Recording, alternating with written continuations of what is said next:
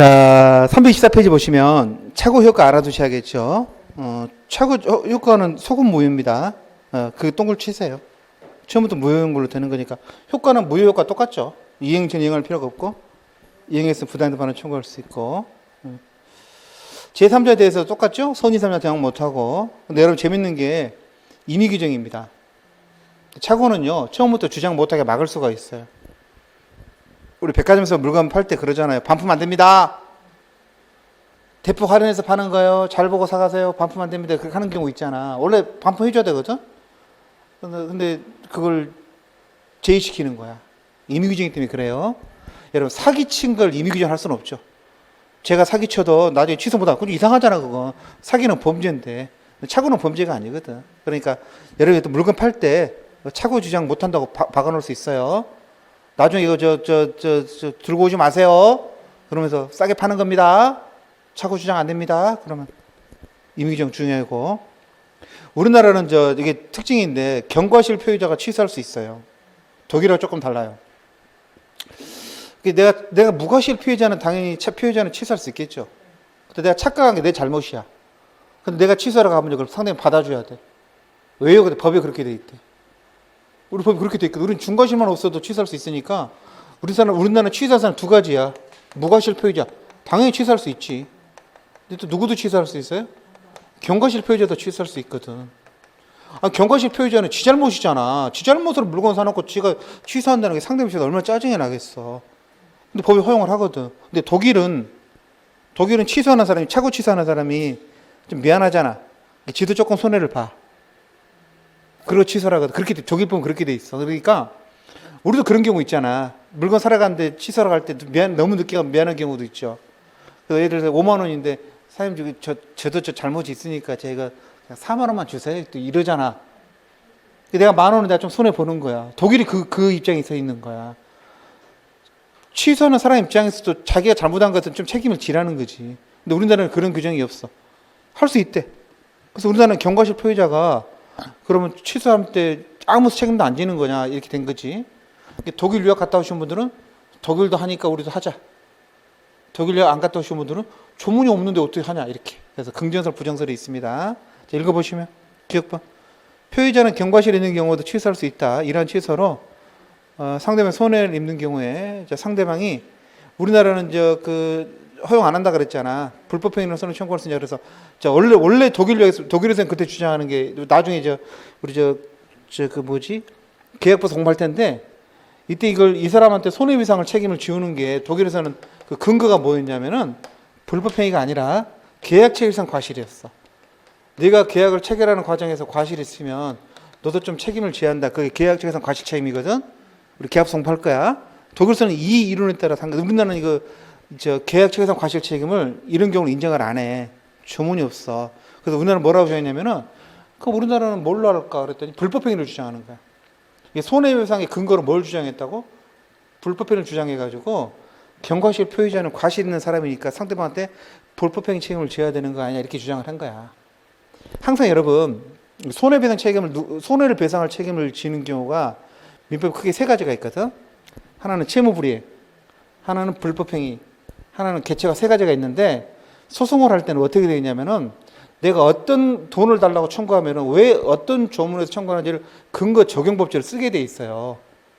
내가 몇 조의 근거에서 이걸 주장하던 게 돈 2억 달라는 거야. 근데 왜 2억에 대한 손해를 배상을 달라 그렇게 말하는 게 아니라 근거가 뭐냐고 꼭 쓰게 돼 있다고. 그게 채무불이행이냐, 불법행위냐, 계약체결상 과실이냐 근거 좀 써야 돼. 거기에 따라 판단하는 거거든. 근데 우리나라는 개체가를 인정 안 하거든. 그러니까 우리나라 사람 고민하다가 뭐 불법행위를 하자는 거야. 표의자가 경과실로 상대방의 재산상 손해를 끼쳐서 불법행위 주장했거든. 대법원이 아니래. 불법행위는요 불법이어야 되잖아. 근데 얘는 적법이거든. 법에서 허용하고 있거든. 경과실 표의자가 취소하는 거. 그러니까 무슨 불법행위냐는 거야. 그래서 안 합니다. 그래서 읽어보시면 경과실의 경우에 차고 취소하는 건 뭐가 아니기 때문에 위법한 게 아니라 적법이라는 거야. 법에서 허용하거든. 따라서 뭐 할 필요 없다? 불법행위 손해배상을 청구할 수도 없고 해줄 필요도 없다는 거야. 그게 판례입장이야. 판사들은요 조문이 없는 거 인정 안 해요. 기본적인 태도야. 학자들은 유학 갔다 왔으니까 그 나라의 영향을 받지. 이게 독일도 하니까 우리도 하자 이렇게 주장했는데 판례는 안 된다는 거야. 여기가 독일이냐? 이렇게 하는 거지. 알아두세요. 그 밑에 판례가 그 유명한 판례입니다. 그래서 불법행위로 인한 손해배상 책임 성립하기 위해서는요, 가해자의 고의과실 말고도 위법성이 있어야 되는데, 그 동그라미로 전문 건설 공제조합이라는 게 있어요. 이런 건설업이 그냥 건설업이 있고 전문 건설업이 있어. 그 전문 건설회가 이제 보라매 공원에 가면 있습니다. 20 몇 층 되려나? 굉장히 큰 건데 거기에서 공제조합을 그쪽 업자들이 공제조합을 하고 있어. 공제조합은 보험이야. 공제가 좀 보험 같은 건데 이 전문 건설 공제조합이 뭘 하냐면은 계약 따오하고 계약 보증서를 발급해 줘요. 건설회사 나자빠지고 그러잖아. 그러면 다른 건설회사가 그걸 넘겨도 공사를 계속 하고 그러거든. 그래서 보증서를 발급해 주게 돼 있는데 그 건설회사 그 규모에 따라서 보증서 액수가 달라져요. 그리고 건설회사는요, 이름만 건설회사 다 똑같은 게 아니에요. 그 1급, 2급, 3급 다 정해져 있어. 큰 공사하는 사람들 이렇게 정해져 있다고. 여러분 아파트도 알잖아요. 우리 소위 말하는 아파트가 우리나라 좀 메이커 그러면 한 7, 8개 정도. 그 사람들의 그 밑에는요, 뭐 이름만 들어도 막 짜증내잖아. 그런 아파트도 있거든. 근데 이게 건설업이 되게 그런 게 있어. 그래서 큰 공사는요, 위에 애들만 할 수가 있는 거야. 이게 보증서도 액수가 정해져 있어. 근데 나는 조그만 회사거든? 그래서 큰 공사를 하게 되면 그 보증서를 못 받아. 해서 규모가 안 해준다고. 그래서 거짓말 한 거야. 속인 거야. 그래서 보증서를 발급받은 거야. 잘못된 보증서죠? 근데 그걸 발급을 받은 조합이 착각해서 보증서를 내준 거야. 나중에 일이 터졌어. 그래서 보증을 해줘야 되는데 보니까 발급이 잘못된 걸 저희들이 발견하게 된 거지. 발급 자체가 잘못됐으니까 못 해주겠다 그런 거야. 근데 발급 잘못된 게 그 조합 측에 경과실에 있었던 거야. 상대방이 뭐라고 하냐면은 네가 그렇게 처음에 심사를 제대로 못해서 발급된 거 아니냐. 그러니까 불법행위 책임을 지라 그랬다니까. 대법원이 안 줘도 된대. 왜?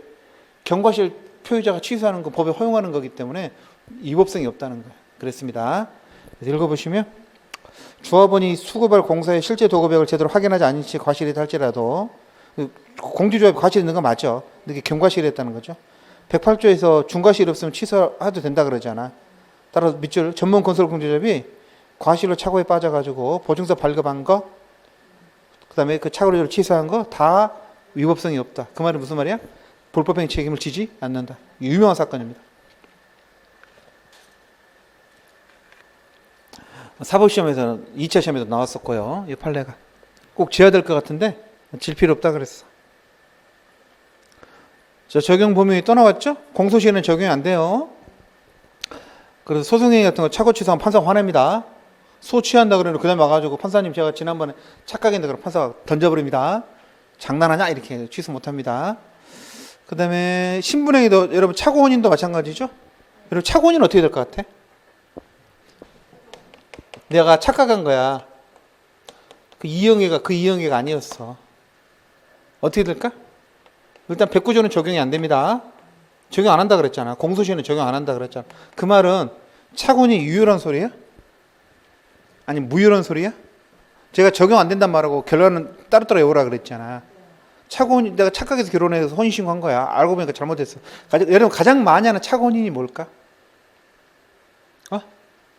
그거지. 학력 속이거나 재산 상태 속이는 거 있잖아.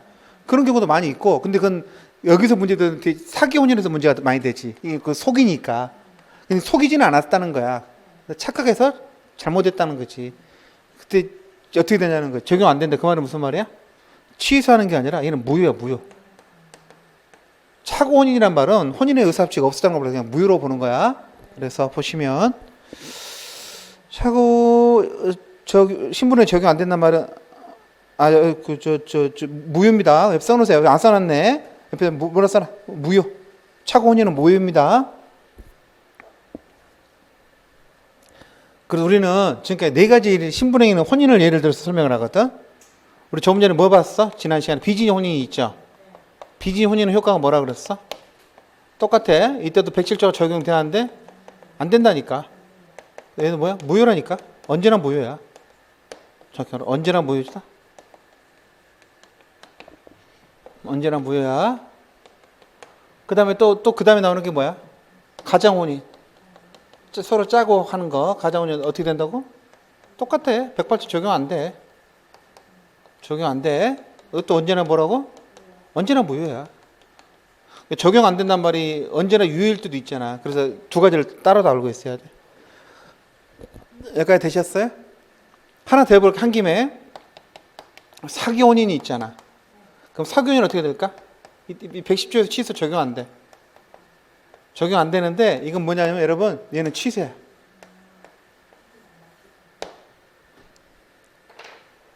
806조 취소야. 806조 취소.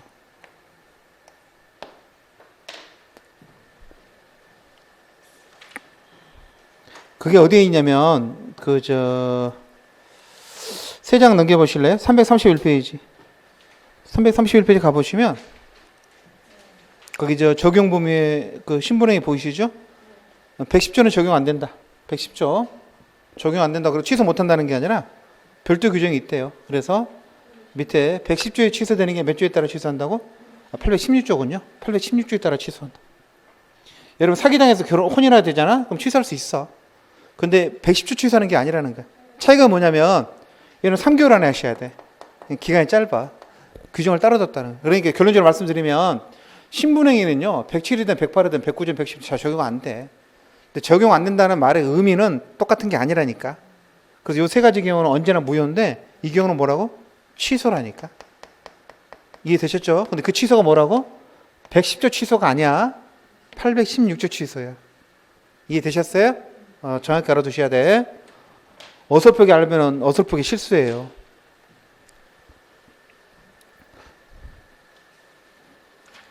되셨죠? 자, 그 다음에 넘기셔서 뭐 다른 죄도 관계는 다음에 하고 하자 봅시다. 하자 사기 강박. 그 110조 보시면 사기나 강박에는 의사표시 취소할 수 있죠. 2항 보시니까 상대방이 있는 의사표시에 있어서 제3자가 사기를 쳤대. 그러면 이제 1항은 상대방이 사기친 경우지. 상대방이 사기친 경우는 그냥 취소할 수 있고요. 전혀 제약 조건이 없는데 제3자가 사기쳤을 때 언제 취소할 수 있어요? 상대방이 그 사실을 알았거나 알 수 있었을 때.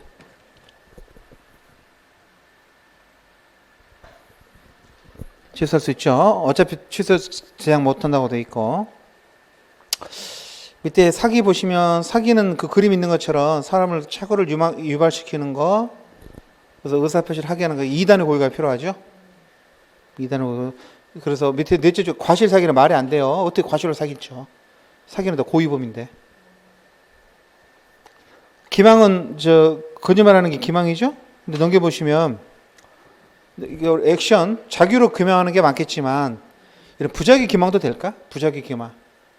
말해야 되는데 말 안 하고 있는 게 기망이 될까? 될 수 있어. 왜 언제 기망이 되지? 말해야 되는데 안 하고 있어. 둘째, 고지할 법률상 의무가 있는데 안 하고 있잖아. 그러면 기망이야. 이해되셨어요? 그러면 기망이라니까. 그럼 사기가 되는 거야. 사기라는 게 기망으로 사수를 써서 기망하는 거잖아. 사기나 기망 되려면 여러 적극적으로 입을 열어 거짓말하는 경우도 있지만 네가 말해야 되는데 가만히 있는 거야. 그것도 기망이라니까. 이해되셨죠? 그게 더 많아. 부작용 사망. 그럼 이것은 사기가 될 수 있는가 보세요. 이제 판례가 우리나라는 워낙 사기 사건이 많아서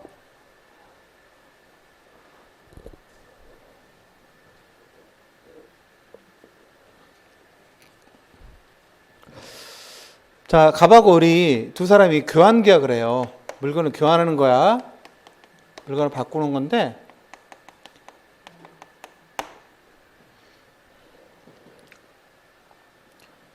우리나라는 그 전문가들이 사기를 치는 게 많아서 문제야. 증이 있는 사람들이. 변호사한테 당하고 회계사한테 당하고 의사한테 당하고 전부 다. 그다음에 당하는 사람들이 이렇게 또 못 배워서 당하는 경우도 있지만 알만한 사람들이 막 당하는 경우도 많아. 목사님한테 당하고 나중에 들어보면 기가 차. 그걸 믿냐? 그러면 또 본인도 깝깝한 거지. 나중에 생각하면 그걸 믿은 본인이 얼마나 괴롭겠어. 그래서 자살하잖아. 엊그제 뉴스 나왔죠? 또 하나 자살했는데 2천만 원인가 보이스피싱 당해가지고 젊은 여자가 그게 억울해서 또 자살했어. 그전에 200만 원 때문에 보이스피싱 자살한 여자도 있었어. 누구한테는 그 200만 원, 2천만 원이 목숨을 좌우하는 돈이 될 수도 있다고. 근데 그걸 사기를 쳐. 둘이 물건을 교환을 하는 거야. 얘는 일산 살아. 얘는 분당 살아. 예를 들어서 그럽시다. 아파트가 똑같이 25평이야. 일산 사는 애가 뭐라 그러냐면, 야, 너가 아파트가 좀 더 비싸지 않냐? 분당 아파트가? 우리 아파트는 2억 5천인데? 이런 거야. 이해되죠? 얘가 뭐 했냐면은 침묵했어. 이해됐죠? 가만히 있었던 거야. 너가 아파트는 얼마냐? 가만히 말 안 한 거야. 됐죠? 두 번째 뭐라 그러냐면, 아니야, 우리 아파트는 3억 5천이야. 이랬어. 허위고지했어. 이해되셨죠? 실제 이 아파트는 2억짜리야. 이해되죠? 그게 이제 일산 아파트 때 비쌌던 거. 얘는 호수공원 앞에 있고, 얘는 쓰레기 처리장 앞에 있거든. 근데 얘가 말하니까 캥기는 게 있으니까 얘가 가만히 있었던 거야. 침묵했다든가. 사술이 아니야. 응?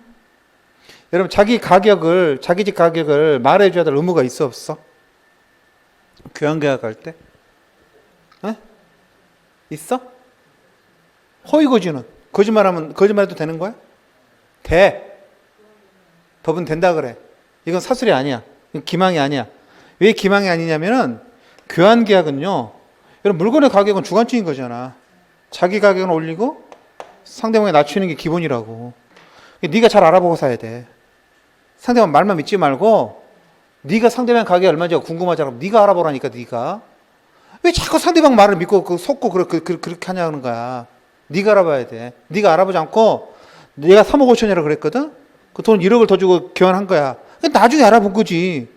알아보면 지가 1억을 더 준 거야. 시가보다. 이해되죠? 1억이 뭐야? 1억 5천을 더 준 거야. 실제 2억인데 3억 5천에 샀으니까. 그래서 왜 거짓말하냐고. 사기쳤냐고. 사기 아니라니까. 사기 아니야. 조심하셔야 돼. 1번 판례. 어느 일방이 교환 목적물의 시가나 가액 결정이 기초가 되는 사항에 대해서 상대방의 설명 내지 고지할 주문을 부담한다 할 수 없다. 그런 거 없다니까. 알려줄 필요 없어요. 네가 잘 알아봐야 돼. 따라서 일방 당사자가 자기가 소유하는 목적물의 시가를 묵비는 침묵이죠. 동그라미. 또는 상대방의 고지하지 않거나 또는 허위를 시가보다 높은 가격의 시가를 고지했다 할지라도 이는 상대방의 의사결정에 불법적 간섭을 한 것이 볼 수 없다. 사기친 게 아니라는 거야. 알았죠? 네가 잘 알아보고 사라는 거야. 가끔 그런 사람들 있어. 당근마켓에 왜 뭐 얼마짜리 얼마에 팔았냐. 그건 네가 알아봐야지. 내가 그걸 설명해 줘야 돼? 그런 의무 없다니까. 이해되셨죠? 이게 여러분은 언뜻 생각하면 의무가 있을 거라고 오해하는 경우가 많아. 근데 곰곰이 따져봐야 돼. 제가 전에 주로 들었던 얘기가 그거였어. 미녀들의 수다에 그 중국 외국인들 나오는 거잖아. 얘들 미녀들 수다 외국 여자 나와서 얘기하는 프로가 있었잖아. 워낙 프로가 있었는데 거기 중국에서 온 애가 굉장히 한국말을 잘하는 거야. 보통은 우리가 이제 자기 밝히거든. 엄마가 한국 사람이라든가 뭐 조선이 밝히기 때문에 사람들이 감안을 하잖아. 근데 얘는 자기가 입을 열어서 자기가 조선족이라 말한 적이 한 번도 없어. 조선족 학교를 다녔다는 말은 했어. 어렸을 때. 근데 조선족이란 말은 안 했어. 한 번도 안 했어. 한 번도. 이해되셨죠? 말을 안 했는데 이 사람도 어떻게 생각하냐면 걔가 한족인데 조선족 학교를 다녀서 우리말을 굉장히 잘한다고 생각한 거야. 그게 너무 이쁜 거야. 저렇게 말을 잘할 수가 있나. 아무리 조선족 학교를 다녔다 할지라도 그 15살 때 한국에 와가지고 뭐 이렇게 해가지고 살았는데 나중에 이제 알고 보면 걔가 뭐라고? 조선족이었던 거야. 실제로는. 부모 다 한국에 와 계시고 완벽한 조선족이야. 한국말 당연히 잘한 거지. 그래서 기자들이 그랬어. 왜 거짓말했냐 그랬어. 왜 거짓말했냐 그랬어. 걔가 뭐라 그랬을까 여러분? 내가 조선족이 아니라고 말한 적 있냐는 거야. 내가 한족이라고 말한 적 있냐는 거야. 이해되죠? 그러니까 아니 그 기자들이 그 말을 하셔야지 않냐고 사람들이 오해하고 있는데 이해되죠? 그럼 자기가 조선족이라는 거 내가 한족이 아니라는 거 말해줄 의무가 있어요? 그 인간적으로는 뭐 그럴지 모르지만 법적 의무는 없잖아. 이해되죠? 그러니까 뭐가 아니야? 기망이 아니야. 사기친 게 아니라는 거야. 항상 이 의무는요 법적으로 따지는 거야. 내가 어떤 고절무가 법적으로 있을 때 안 알리면 기망이다. 교환계약에서 이런 것들은 뭐가 아니라고? 기망이 아니라는 게 왜? 그걸 알려야 될 뭐가 없어요? 법적인 의무가 없어. 근데 아파트를 사는데요. 아파트 인근에 쓰레기 매립장이 들어선대. 알려야 돼, 말아야 돼? 웃긴 게 뭐였냐면은 그 당시에 쓰레기 매립장 권리 외정이 법에 보시면 여러분 알리라고 쭉 써놓은 게 있어. 30몇 가지를 알리라고 돼 있어. 이렇게 쭉 해서 분양자한테 이런 거 알리라고 돼 있는데 그 당시 거기에 쓰레기 매립장이 안 들어 있었나 봐. 법을 받는데 생각을 못해. 그러니까 이 장반이 안 알린 거야. 건설회사가 안 알렸다니고. 성문법에 법에 없어 쓰레기 매립장. 그럼 여러분이 건설회사 죽으면 알리게 미쳤다고 알립니까? 거기 없는데. 있는 건 알리지. 법에 알리라 그러니까. 근데 쓰레기 매립장 알리란 말이 그게 법에 없었던 거야. 그래서 안 알린 거야. 이해되셨죠? 그리고 건설회사 보시면 뭐라 그랬어? 내가 무슨 법률상 의무가 있냐는, 고지의무가 있냐는 거야. 법에 보라고. 그 쓰레기 매립장 어디 있냐는 거야. 판사가 뭐라 그랬어, 그때 여러분? 우리 앞에서 봤잖아. 뭐라 그랬어요? 시인의 직상.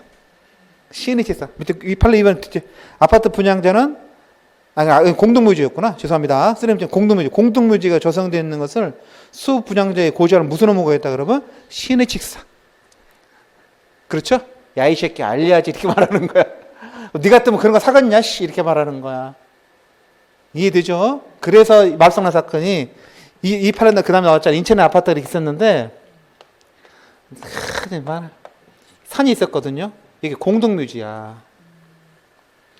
이쪽에 아파트 사람은 이걸 바라보게 돼. 그래서 이 사람들 어떻게 보냐. 대단한 사람들이야. 건설해서 여기다가 5m짜리 펜스를 쳐가지고요. 사람이 밑에 있으니까 산을 못 보게 만든 거야. 그러니까 현장에 왔던 사람들도 공동묘지를 본 사람이 없었던 거야. 조감되는 공동묘지는 그냥 나무로 처리해놓고 현장에 가서는요. 이쪽에 이렇게 전부 펜스를 쳐가지고 이게 안 보인 거야. 이렇게.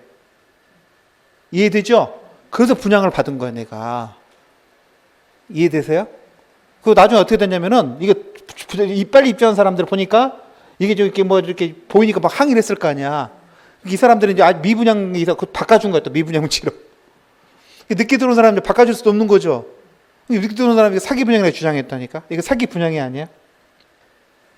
또 일이 터졌겠지. 건설업 직원들 다 당연히 변호사 쓰고 서로 항의 터졌는데 얼마나 재밌었냐면은 이게 공동묘지 그 당시 법에 따라 알려야 돼.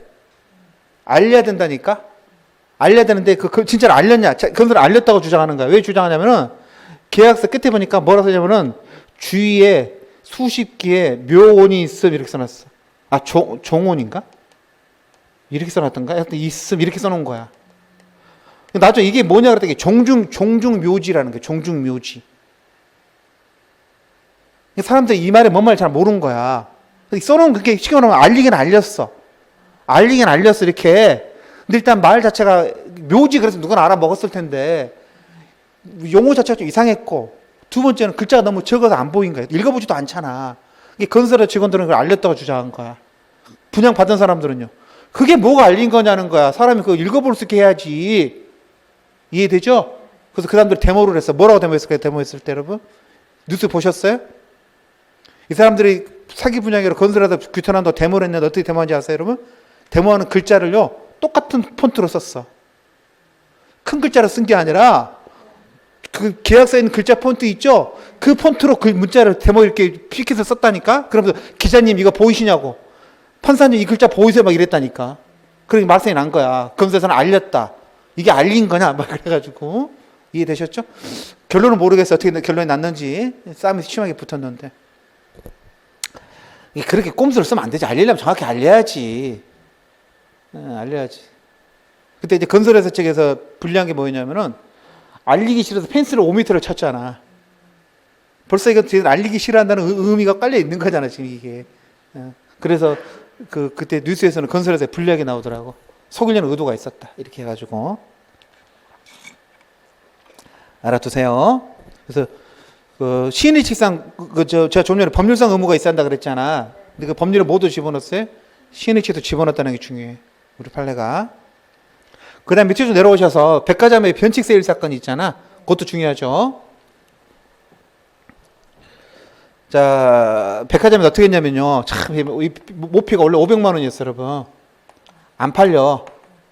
안 팔리니까 어떻게 했냐면은, 모피를 1,000만 원에 가격표를 붙인 다음에 50% 세일해가지고 500만 이렇게 붙였어. 그래서 그냥 불투명히 팔았어. 세일한다 그래서. 나중에 이걸 알게 된 거야. 백화점이 찔렀던 것 같아. 그래서 검사가 이것을 이제 형사적으로 사기죄로 기소를 하고, 그건 형사 문제고, 민사적으로는 이 물건 산 사람들이 손해배상을 청구할 거 아니야. 또는 물건 돌려달라 그럴 거 아니야. 사기를 취소하겠다는 거야. 사기 친 거야, 안 친 거야? 백화점에서 뭐라고 정했냐면은 500만 원짜리를 500만 원에 팔린 게 뭐가 사기냐 이렇게 주장을 했어. 500만 원짜리를 500만 원에 팔았는데 그게 뭐가 사기냐는 거야. 이해되죠? 검사 쪽이나 이쪽 사람 뭐라고 정했어? 사기죄로 그 검사는 뭐라 하냐면은 그 물건이 한 번도 1,000만 원에 팔린 적이 없다는 거야. 팔렸다가 깎았으면 이해가 됐잖아. 한 번도 1,000만 원에 팔린 적이 없었어. 그 말은 뭐야? 요게 사기라는 거야. 50% 세일이 아니잖아, 지금 이게. 이해되셨죠? 그게 변칙 세일 사건이.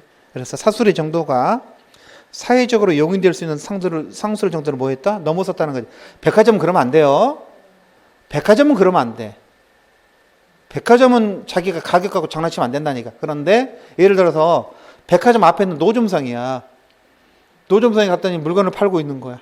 굿즈래. 백이야. 이쁘더라고. 뭐 이거 선생님 그렇게 가품 팔아도 됩니까? 그런 소리 하지 말고 민법적으로 보자고. 갑자기 와이프가 생각나. 와, 우리 와이프는 구찌가 없어. 하나 사주고 싶어. 그래서 큰 맘 먹고 갖고 그 구찌 가방 얼마입니까? 그랬어. 좋아 보이래. 그랬더니 25,000원이래. 그럼 여러분 사줘 안 사줘? 사주지. 구찌가 25,000원인데 사주지. 2,500엔 못 사주지만 사주지. 이해되셨죠? 그래서 들고 와서 와이프가 갖다 줬어. 와이프가 와 좋아요. 어디서 샀을 때 백화점 앞에서 싸게 팔더라고. 얼마? 25,000원. 여자가 던져버리겠죠? 100% 가품이잖아. 그래서 물건을 반품하러 간 거야. 물려들. 왜 사기쳤냐고 말이야. 그게 가짜인데 팔았냐고 말이야. 그 앞에 노점상 준하시면 어이가 없이 사보겠죠? 그렇잖아. 그게 뭐냐면 어디서 누가 팔았냐에 따라서 그 정도는 달라지는 거야. 백화점은 그러면 안 된다는 이 말이. 그래서 사술의 정도가 사회적으로 용인될 수 있는 뭐를 넘어섰다고? 상술을 넘어섰다는 거지. 정도를. 백화점 그러면 안 된다는 거야. 그 노점상이 진짜라는 소리는 진짜 가짜라는 소리야. 가격이 나오잖아, 가격이. 이해되셨죠? 예. 백화점도 가품 팔아도 마성난 경우도 많았잖아. 얼마 전에. 나중에는 백화점 자기들도 속았다 그러던데, 뭐 진짜 그런지 모르겠어요. 바꿔주겠다 그러면서 자기들도 속았다 이렇게 하고. 새 건 줄 알았더니 안에서 사진이 나왔어. 사진이. 그 가방을 쓴 사람이 사진이 하나가 있었는데 그걸 빼고 팔아야 되는데 직원이 모르고 그걸 넣고 판 거야. 그래서 손님 사진이 나온 거야. 여행 가서 찍은 사진이. 그 여행 들고 갔다는 소리잖아. 반품돼서 들어왔다는 소리잖아 이게 지금. 근데 그걸 판 거야. 난리가 났지. 이거 파냐. 그러더니 백화점은 그러면 안 돼. 백화점은. 그렇죠. 노점상 그래도 돼. 노점상. 25,000원인데 뭐. 제가 남대문 대학교 다닐 때 남대문에서 그 당시 돈으로 45,000원이 굉장히 큰 돈입니다. 가방을 하나 샀어. 근데 이게 해외 유명 메이커. 난 몰라서 그런 그 메이커 잘 모르니까. 일본 사람들이 제일 좋아하는 가방이래요. 헌팅홀드라고. 이렇게 여자들 핸드백처럼 생긴 가방인데 여자들만 들고 다니는 가방은 아니었어요. 제가 그 가방을요 7년을 들었어. 진짜 유용하게 썼어. 가방 크게 커가지고 책도 많이 들어가고. 2번 썼구나. 2번 써가지고 7년을 썼어. 나중에 7년 뒤에 또 사러 갔더니 없더라고. 없어서 물어보니까 그 직원이 남대문서 더 이상 안 만든다고. 동대문서는 만드는데 뭐 품질이 별로 안 좋다고 그래. 그 전에 그 가방이 A급이었다니까. 그 진품하고 다른 게 없어. 너무 좋았어 가방이. 그러니까 내가 7년을 썼지 가방을. 너무 마음에 들어가지고. 그래서 그 다음에 봤더니 가방이 품질이 좀 떨어지더라고. 몰래 뒤에 가서 좀 떨어지더라고 품질이. 이해되잖아. 근데 나는 그 당시에 그 사람들 팔 때 처음에 살 때 그게 가짜란 걸 파는 사람이 가짜란 말 안 했거든. 나는 그 브랜드가 뭔지도 몰랐고. 그 사람 사기친 거 안 친 거야? 아니라니까. 남대문서는 원래 그런 거라니까. 남대문서는 그러잖아. 그 A급이란 말 무슨 말이야? 진짜란 소리야 가짜란 소리야? 가짜 중에 A급이란 소리야 그게. 그래서 비싸다. 그렇게 45,000원 좀 비쌌었거든. 이게 A급이라서 비싸서 그렇게 말하더라고. 이건 A급이라고. 그래서 나는 그게 가짜인지 진짜 몰랐어. 맞을 때 7년 동안 몰랐어. 그 상표 자체를 몰랐기 때문에 나중에 길 가다가 내 가방을 일본 사람들 들고 다니는 걸 보고 알았어. 아, 저게 저 진품이구나. 일본 사람들 여행 오는데 그걸 또 많이 들고 오더라고. 그때 알았어. 그때는 살 수가 없었죠. 알아두세요. 자, 2번 판례도 중요합니다. 상가 분양 사건. 이거 봐봐, 여러분. 이거 진짜 사기친 거 같지가 봐봐. 상가를 분양하면서요. 이 사람이 뭐라고 뻥을 붙였냐면은 연예인들도 분양받고 연예인들도 분양받는다는 거야. 실제로 일본 연예인들에게 막 싸게 분양해주고 그래요. 광고에 써먹으려고. 전진이도 분양받다. 실제로는 전진이랑 전혀 관계도 없는데 그런 경우 많아. 광고 쓰려는 거지. 그 다음에 여기다가 폭포를 만들어가지고요. 막 물이 써잖아. 여기 수영장이 되는 거야. 그럴싸하죠. 그리고 삼성 출신 전문 경영에게 경영을 맡겨가지고 1년에 15%씩 뭐 돈을 벌겠잖아. 말한 거야. 하여튼 뭔가 과장 광고를 한 거야. 나중에 하나도 안 지켜줬어. 사기 분양이 아니야. 아니야. 2번 뭐라 그랬습니까? 상가를 분양하면서 첨단 오락타운 조성하고 전문 경영인에게 위탁해 맡겨. 알아두세요. 이게 사기냐는 거야. 일정 수익을 보장하겠다. 광고. 이게 포인트 광고지. 계약서에 이렇게 썼다 그러면 이게 문제가 될 수 있으니 광고를 그렇게 계약서에 며칠 더 그렇게 써주면 그건 절대 안 써주지. 계약서에. 분양회사가 바보입니까? 광고를 했던 거야. 그 기망한 것도 아니라는 거야.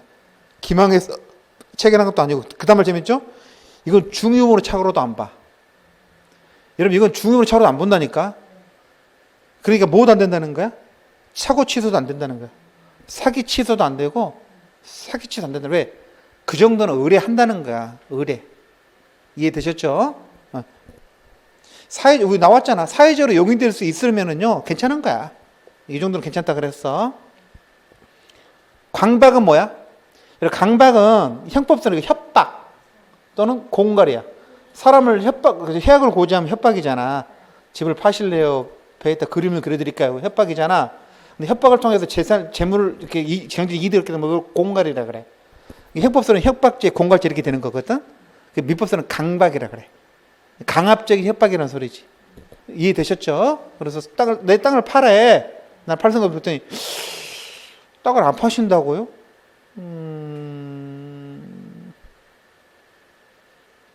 밤에 좀 찾아올게요. 이러는 거야. 밤에 찾아가가지고 막 칼을 갈면서 아이씨 땅도 안 판다고 그러고 말이야. 땅을 팔면 내가 가만 괜찮은데 땅을 안 판다 그러니까 내가 이거 그림을 그려드려야겠다. 막 이러는 거야. 그럼 땅 팔아야 돼 말아야 돼? 팔아야지. 그런 그림 안 되잖아. 나중에 이제 뭐 할 수 있다? 취소할 수 있다. 뭘 이유로? 강박을 이유로. 강박을 이유로. 그래서 강박의 의지 동그라미 미워 보실래요? 강박은 어떤 게 강박이야? 의사결정의 자유를 완전히 잃지 않을 정도로 아이고 무서워라. 공포심을 일으키는 거 강박이래. 동그라미. 공포심을 일으키는 거. 여러분 강박은요. 기망은 종류가 하나인데 강박은 종류가 두 개야. 그래서 두 개로 나눠. 극심한 강박. 산에 갖다 나 묻어놓고 묻히실래요? 땅 파실래요? 하는 거. 보통 강박. 아이고 무서워라. 두 가지 나눠가지고 보통 강박은요. 110조로 취소할 수 있어요. 근데 극심한 강박은요. 이거 그냥 무효야. 어떻게 말하면 그냥 의사표시가 없는 거야. 이건 내가 뭐 한 게 아니야. 땅에다 나 묻어놓고 목만 내놓고 나서 나이트클럽을 넘기실래요? 아니 묻어드리 그러면 내가 좀 제정신이겠어. 이해되죠? 그러니까 무효야 무효. 그래서 극심한 강박에서 어떤 게 극심한 강박이야? 의사결정을 자기가 뭐 된 경우? 박탈된 경우. 키워드는 박탈이야. 그때 무효다. 좀 제한받는 경우는 보통 강박이라 그러고 그때는 무효입니다. 내심 의사가 없는 걸로 봐요. 엄밀히 말하면 내심 의사가 없으면 불성립 그래야 되는데 우리 판례는 무효라 그럽니다. 무효 동그라미. 됐죠? 저 밑에 보시면 유법성 보시면 니은번에 부정행위 고소고발 보이세요? 쓰레기 불법 투기하니까 고소하겠다, 고발하겠다는 것들이 있잖아. 문제 있어 없어? 고소고발은 부정한 이익을 목적으로 하는 것이 아닐 때는 괜찮아요. 근데 믿죠? 부정한 이익을 목적으로 할 때는 그건 유법성 강박이 되는 거죠. 저한테 100만 원을 주시면 고소 안 하겠다는 거. 그건 문제가 있는 거지. 이해되셨죠? 그래서 원칙적으로는 괜찮은데 의도가 부정한 이익을 목적으로 할 때는 유법성이 있는 거죠. 그럼 안 준다고 말은 안 지켜도 돼. 넘기세요. 상대방이 강박하면 언제나 취소할 수 있다 그랬죠. 첫째 줄 언제나 동그라미. 제3자가 강박한 경우 상대방이 있으면 언제 취소할 수 있다 그랬어? 상대방이 알았거나 알 수 있었을 때. 물론 상대방이 없으면 언제나 취소할 수 있겠지. 이 동그라미 위반이 있는 것처럼. 됐고. 자, 필요 없고. 오른쪽에 적용 제한되는 경우 또 보시면 신분행위 봤었죠? 사기 혼인 110조 취소는 아니야. 816조 취소라고 그랬죠. 소송이 같은 것도 마찬가지입니다. 뭐 사기 취소 이런 거 다 허용 안 합니다. 주식 인수도 마찬가지고. 됐죠? 자, 나머지들은 다음에 하고, 효력 발생 시기 좀 볼까요? 의사표시 효력 발생 시기는요, 그 그림에 있는 것처럼 편지를 써가지고 우체통에 넣어가지고 상대방이 도달하고 상대방이 읽어보는 거 네 가지가 있을 수 있거든. 그래서 표백주의, 발신주의, 도달주의, 요지주의 그러는데 도달주의가 원칙입니다. 상대방이 있으면 상대방한테 보내야 돼. 요즘에는 편지 쓰는 경우가 별로 없으니까 카톡은 바로 도달하죠. 카톡은 발신과 동시에 도달하잖아. 별 문제가 안 돼. 메일도 그렇죠. 메일도 바로 들어가잖아. 수신 확인하면. 옛날에 편지는 이게 시간적 간격이 있었잖아. 그래서 지금 별로 중요하지 않습니다. 밑에 111조. 상대방이 있을 때는 뭐 하시라고요? 도달. 있는 동그라미, 도달 동그라미. 여러분 다 영장이 있잖아. 영장은 상대방이 있죠. 군대 들어오래. 나한테 올 거 아니야. 영장이 우리 집에 갔더니 내 책상에 엄마가 영장을 받아서 올려놓은 거야. 도달한 거 안 한 거야? 안 읽어봤어. 도달한 거 안 한 거야? 도달한 거야. 도달이란 것은 봤다는 게 아니라 볼 수 있는 상태에 있으면 도달이에요. 그러니까 나는 안 봤으니까 나는 탈의형이 아니다. 아니요. 너는 영장 받고 군대 안 온 거야. 탈의형이야. 군무 있더래. 무슨 말인지 알겠죠? 도달하면은. 그리고 자기가 직접 안 받아도 돼요. 집에는 동거인, 회사는 직장은 직원들 받아. 우리 등기도 마찬가지잖아. 등기는 원래 본인한테 보내는 거잖아. 근데 집에 오면 그냥 뭐라 그래요? 등기 집에서 우편 씨 뭐라 그러죠? 어떻게 되세요? 물어보잖아. 어떻게 뭐 가족 관계냐 확인하는 거야. 가족이 받아도 되거든. 물론 가족이 아니면 골치 아프지는데 그 집에서 그 사람이 나오면 가족이겠지. 그러니까 그냥 사인하고 주는 거라고. 회사도 마찬가지죠? 사장님 직접 받는 경우 어디 있어? 밑에 걔가 직원이 다 받는 거지. 그래서 현관에도 막 놔두잖아요. 가져가라고. 대신 받아가지고. 그거야. 만약에 이번처럼 보낸 다음에 죽거나 카톡 같은 게 이런 경우 안 생기겠지. 내가 보내고 바로 죽는 경우 그런 게 생기겠어. 근데 편지는 4일 정도 걸리니까 내가 보내고 죽거나 보내고 맛이 가더라도요. 이미 떠난 편지는 아무 상관없지. 영향 안 미쳐. 그 말은 그 편지는 도달한 효로 생기는 거야. 근데 문제는 답신이 올 데가 없는 거지. 보낸 사람이 죽어버리면 이제 받은 사람이 답신해야 되는데 죽어버렸잖아. 그럼 이렇게 상속인한테 보내면 되는 거지. 하여튼 보낸 사람은 보낸 다음에 죽어도 아무 상관없다는 거야. 그 얘기야. 됐고. 자, 오른쪽에 중간에 박스 보이시죠? 도달의 의미가 뭐라 그랬어요? 상대방의 영역에 들어가서 그 다음에 재밌어요. 요지 한때가 아니야. 뭐? 요지할 수 있는 상태에 있으면 도달이야. 우리 집 여러분 책상에 편지가 올라와 있잖아. 도달된 거야. 자, 넘기세요. 나머지는 뭐 요즘 별로 안 중요해서.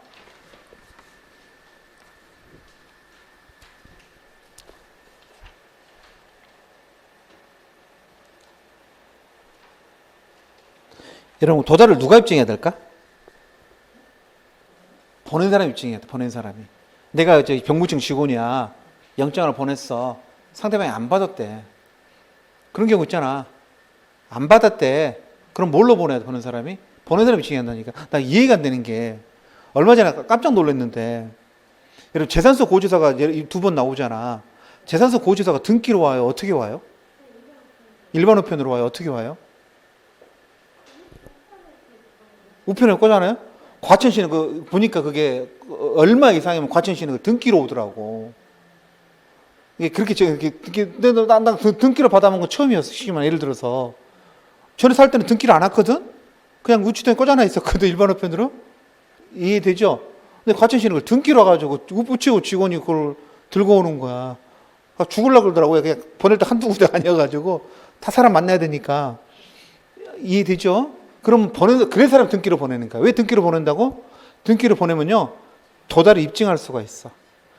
받는 사람이 누가 몇 시에 받았다고요? 인터넷 우체국에 들어가면요, 다 나와. 그럼 나중에 걔가 안 받았다 그러잖아? 그럼 그거 카피 떠가지고 갖다 내잖아? 그럼 판사가 이걸 믿어. 왜냐면 집변호 씨가 거짓말할 이유가 없잖아. 이해관계자 아닌데. 상대방이 아무리 안 받았다 할지라도 집행 아저씨가 받았다고 써놨잖아. 거기다 써놨잖아. 그게 증거로 올라간다니까. 그럼 여러분 판사라고 그거 믿지. 그럼 상대방은 미쳐버리는 거야. 진짜를 안 받았는데. 그래서 보낼 때 뭘로 보내야 돼? 등기로 보내든지 내용증명으로 보내는 거야. 그래서 판례 읽어보시면 보통 우편은 도달 추정 안 됩니다. 2번처럼 내용증명이나 3번처럼 뭘로 보내면? 등기로 보내면요. 그 등기 같은 경우는 언제 받았다고 이렇게 표시된 그 시간이 있죠? 그때 도달한 걸로 봐줘. 이해되셨죠? 거꾸로 보면 여러분이 보내는 사람이면 뭘로 보내야 돼? 등기나 내용증명으로. 받는 사람이면요. 보통 우편이잖아? 찢어버려. 그냥. 여러분 찢어버리면 절대 입증 못해. 보통 우편은. 이해되셨죠? 절대 입증 못한다고. 찢어버리면 돼요. 그래서 동그란 기억법. 표시자가 입증한다는 거 둘째 줄에 했겠대. 옛날에는 여러분 표의자라 그랬거든. 그걸 왜 표의자가 이 말이 좀 어렵습니까, 여러분? 이걸 뭘로 바꿨냐면 의사 표시자로 바꿨어. 여러분 표의자가 의사 표시자잖아. 그래서 거기 의사 표시란 말이 나온 겁니다. 말만 길어지고 표의자 그럼 알아먹잖아. 오른쪽에 이제 받는 사람 생각해봐. 받는 사람은 수령 능력이 필요하거든. 받을 때도 멀쩡해야 돼. 근데 받는 사람은 오른쪽에 상대방의 의사표시를 받을 때, 조문은 받은 때로 되어 있는데 국어적으로는 받을 때가 맞지 않을까? 그때 제한 능력자라 그러면요. 그러면 걔는 받을 수가 없어. 그러니까 걔가 받아봤자 도달했다고 주장 못하는 거야. 내가 편지를 보내는데 받는 사람이 미성년자야 쉽게 말하면. 그럼 걔한테 보내야 돼? 걔 아버지한테 보내야 돼? 아버지한테 보내야 돼. 걔는 받을 능력이 없거든. 근데 그냥 걔한테 보낸 거야. 그럼 걔가 받아도 도달 안 된 거야. 근데 걔가 그걸 들고 가가지고 아버지 갖다 준 거야. 아버지 저한테 편지한테. 그러면 이제 아버지가 알았죠. 그때부터 도달된 거지. 단서. 다만 그 상대방의 법정 대리인이 의사표시가 도달된 사실을 안 때는 뭐 그때부터는 도달을 주장할 수 있다는 거야. 이해되셨죠? 받는 사람도 정신이 멀쩡해야 한다 그 소리야. 됐죠? 쭉 내려오시 113조. 아이씨 보내야 되는데 받는 사람을 잘 모르겠어. 어떻게 하셔야 돼요 여러분? 공시송달 해야지. 밑에 보시면 과실 없이 상대방을 모르거나 또는 뭘 모르는 경우 상대방 소재를 몰라. 그런 경우도 있죠. 주소지에서 빠졌는데 여기서는 빠져 다른 데 간 데가 없어. 안 알려줍니다도 알아. 그러면 어떡합니까? 공시송달 해야지. 공시송달은요 법원 게시판에 갖다 붙이는 거야. 뭐 의미 없는 거죠. 그래서 밑에 민사소송 조문이 알 필요 없어요. 뭐 첫 번째는 2주, 그 다음부터 다음날 알 필요 없고. 공시송달은 언제 한다고? 과실 없이 상대방을 알지 못하거나 소재를 알지 못한 경우. 두 가지. 상대방을 모르거나 소재를 모르는 경우. 두 가지 하는 거야. 과실 없이. 넘기세요. 궁금해가지고 법원 지나가다가 봤다니까. 그 게시판에 뭐가 공시송달 됐는가. 보는 사람 한 번도 없죠? 여러분 지나가다 법원 게시판에 심심해서 쳐다보는 사람 있어? 근데 그 게시판에 보면 막 붙어있어 이렇게. 거기 공시송달도 있어. 뭐 이렇게 입찰 공고 이런 것도 있는데 공시송달에 그게 공시송달이에요. 그냥 보는 사람 없어도 그냥 봤다고 지나가는 거야 그냥. 네, 형식인 거지. 넘기세요. 자 대리 갑시다. 자, 대리 파트 2문제 나옵니다. 작년에는 더 나왔어. 이게 6개인가? 하여튼 미쳤나봐. 작년에 했던 이거 작년이 했죠? 6개가 나왔을 때가? 7문제 나왔네. 무려 7문제나 했잖아. 미친 것 같아요. 이게 문제 내다가 이 사람만이 앞에서 많이 안 낸 거야. 그러다가 뒤에 내다 보니까 막 쪼달리잖아. 다 내버린 거야. 이러면 안 되잖아. 그래가 좀 어려워졌습니다. 근데 점수는 잘 나왔죠. 자, 대리 봅시다. 대리는요, 내가 직접 하라고 누굴 쓰는 거야? 대리인을 쓰는 거죠. 이게 좀 짜증나요. 대리 쓰면 쓰는 사람도 짜증나고 상대방 굉장히 찝찝해. 일단 얘가 진짜 대리인인 걸 또 확인해야 되거든. 본인이 나오면 본인 민증만 확인하면 되는 거 아니야. 동일성을 민증 보고 계약서에 민증의 날짜하고 이 사람 얼굴하고 그 다음에 이제 등기부에 그 주민등록 그거만 동일이 확인이 되잖아. 근데 대리인은 위임장 들고 나온단 말이야. 아니 왜 선생님 아니요 제가 대신 나왔습니다. 위임장 보여준다. 근데 그 위임장도 유지할 수 있단 말이야. 그렇잖아. 그게 미친다고 이게. 그리고 대리인이라는 대개는 안 하는 게 좋아. 안 하는 게 좋아. 대리인은 세 사람이 등장합니다. 본인이 있고 대리권을 주죠. 가서 행위를 합니다. 나는 누구랑 행위해? 상대방은요. 계약서에 상대방은요. 계약서에 매도인은 예로 돼 있는데 실제 눈에 보이는 사람이 A인 거야. 그렇게 짜증이 나기 시작하는 겁니다. 둘 간의 관계를 대리권 관계라 그래. 그러니까 얘가 대리인이 되려면 어떻게 되는 거야? 갑으로부터 대리권을 수교받든지 아니면 법률의 규정에 따라 대리권이 생겨야 돼. 이해되셨죠? 얘가 행위를 하죠? 대리의 행위. 그럼 효과는 전부 누구한테 미쳐요? 본인에게. 대리 효과. 대리의 선명관계라 그래서 목차가 이렇게 되는 거야. 그 다음에 대리인은요, 얘가 가야 되는데 지가 직접 못 가고 다른 사람 쓰는 경우가 있어. 그걸 무슨 대리라 그래? 복대리라 그래. 복대리. 그래서 대리는 이렇게 되는 거야. 1번, 2번, 3번, 4번. 근데 심지어는 어떤 경우도 있으니 그 다음에 문제죠. 알고 보면 얘가 뭐가 없는 경우야? 대리권이 없는 경우. 미친다 그랬잖아. 위임장 들고 왔는데 다 위조된 거야. 그 무슨 대리라 그런 걸 뭐야? 무권 대리라 그래. 대리권이 없이 대리한 한 거죠. 환장하죠. 이해됐죠? 근데 두 가지가 있어요. 표현 대리라 그래가지고 본인이 원인을 제공한 경우가 있어. 그러니까 상대방 입장에서는 믿을 수밖에 없는 경우 있잖아. 표현 대리라 그러면 본인이 책임을 져야 되는 거고, 표현 대리 말하면 대리권 있는 것처럼 보인다는 거야. 겉으로 보인다는 소리거든. 그 다음에 협의 무권 대리는 본인이 원인 제공한 게 아니야. 그러니까 얘들이 사기친 거야. 여러분이 사기 당한 거야. 토지 사기를 당한 거야. 땅 예전에 진짜 희한한 사건도 있었죠. 아파트를 샀는데요. 그 왜들은 아파트가 201호야. 그래서 201호 아파트를 좀 살려고 간 거야. 중개사도 속았어. 그래서 201호에 전화를 했겠지. 그 사람 전화 받았더니 어디 집에 있다 그런 거야. 그러니까 중개사가 뭐라 그랬을까? 아, 그러세요? 집에 계세요? 그럼 저희도 제가 찾아갈게요 그런 거야. 그래서 매수인을 데리고 올라간 거야.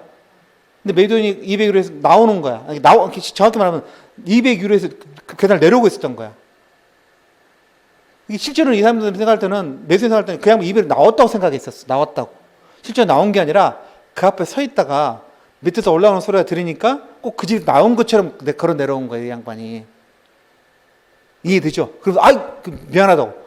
급한 전화를 받아가지고 내가 지금 집을 보여줄 형편이 안 된다. 이렇게 다음에 하자. 이렇게 한 거야. 여러분은 그 사람을 뭐라고 생각하겠어? 당연히 그 집주인을 생각할 거 아니야. 이해되죠? 그렇게 사기친 경우도 있었고. 근데 그 같은 경우 사기치기 힘든 게 뭐냐면 나중에 민증이는 다 까야 되잖아. 그게 민증을 유지하기 힘들지 않습니까? 그래서 어떻게 사기를 치냐면 이거는 또 똑같은 사건이었는데 걔가 대리인이었던 거야. 남편 이름으로 돼 있는 걸 아내가 들고 나오는 거야. 미안하다고. 그래서 이게 집 이름으로, 남편 이름으로 돼 있는데 내가 파는 것처럼 한 거야. 그거 실제 집을 안 보여준 거야. 근데 그걸 계약서를 쓴 거야. 그리고 계약금을 처음에 그 초동 돈을 왕창 많이 건 거지. 그거 들고 튀어버린 거야. 어차피 나중에 등기는 못 넘겨줄 형편이니까 그것까지 받을 생각은 안 하고 처음에 계약서 쓰고 계약금 들고 튀어버린 거라니까. 나중에 하고 나서 확인해 보니까 나 총각인데 이렇게 된 거야. 나 총각인데요? 뭐가 좀 안 맞는 거야. 그럼 무권들 있잖아요, 여러분. 그 본인 원인 제공해서 안 했어? 안 했죠? 본인도 당한 거잖아. 그냥 나가 모르는 사이에 내 집이 막 사고 팔린 거잖아. 이해되죠? 그럼 본인 손해 보면 돼. 본인 나중에 그냥 그런 소리 난 하지 마. 그럼 끝이야. 근데 문제는 누가 남어? 일 저지르고 도망간 놈하고 이 사람이 남는 거지. 둘 간의 관계 어떻게 할 거냐? 이해되셨죠? 그걸 우리 협의의 무권들이라. 목차는 다 똑같아. 여기 대리권에서 한 문제, 대리행위 대리효과에서 또 합해서 한 문제, 복대리 한 문제, 표현대리 한 문제, 협의무권 한 문제. 그래도 5문제뿐이 안 되는데 작년에는 7문제나 나왔어. 미친 겁니다. 봅시다. 자, 그림 보시면 왼쪽 밑에 그림. 첫 번째 무슨 관계? 대리권 관계. 두 번째 무슨 관계? 대리 행위 관계. 세 번째 대리 효과 관계. 자, 넘기세요. 나머지 다 필요 없고. 자, 대리 종류 볼까요? 종류 보시면 두 가지가 있어요. 법정 대리는요, 임의 대리는요, 수권행위. 대리권을 수여받은 거죠. 임의 대리라 그래. 법정 대리는요, 법률에 규정돼서 받은 거야. 본인이 준 게 아니라 법률에 규정돼서 받은 거. 그걸 법정 대리라 그래요. 능동 대리는요, 하는 경우죠. 첫째, 하는 동안에 하는 게 능동, 수동은 뭘까? 받는 거죠? 근데 받는다 그러자 뭐라 그러죠? 수령이라 써놨죠. 이 시간 말로. 하는 게 능동이고 받는 게 수동인데 거기 둘째 줄에 수동이라, 받는 거라고 쓰지 않고 뭐라고 써놨습니까? 수령 그렇게 써놨죠. 한자어로. 있어 보이게 하려고. 유권 대리는 뭐라고요? 대리권이 있는 대리인이야. 무권 대리는요? 대리권이 없는 경우요. 이게 환장합니다. 대리권이 없으면 환장하는 거야. 자, 오른쪽에 구별 개념은 다음에 할 거고, 이런 건 중요한 게 아니야. 작년에도 안 나왔어. 그 많은 문제 중에서도. 자, 첫 번째 목적, 대리권부터 볼게요. 대리권이 처음이라 그랬죠? 대리권은요, 권위잖아? 근데 권리가 아니라 권한입니다. 본인의 이름으로 의사표시를 하거나 받을 수 있는 권한을 말해요. 권리는 내가 이익을 누리는 건데, 7번 봐보세요. 이 사람이 대리인이면, 얘가 대리인을 하게 되면 얘한테 이익되는 게 있어 없어? 하나도 없어. 모든 여건은 누구에게? 본인에게.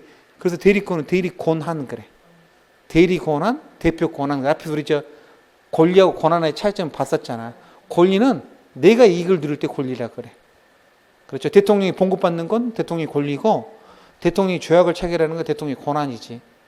대통령이 죄악 체결한다 대통령이 자기한테 돈 되는 건 없잖아. 이거 마찬가지야. 대리권은 권리다, 권한이다? 권한이다. 권한입니다. 제일 끝에는 법률상 지위 또는 자격이 권한을 말하는 거야. 자, 제가 조금 전에 법정 대리권 발생은 법률의 규정이라 그랬잖아. 근데 정확히 말하면 법률의 규정 등, 이게 두 가지 더 있어. 첫 번째 법률의 규정 보시면 친권자. 친권자가 법정 대리인이죠. 그 다음에 후견인 이런 거.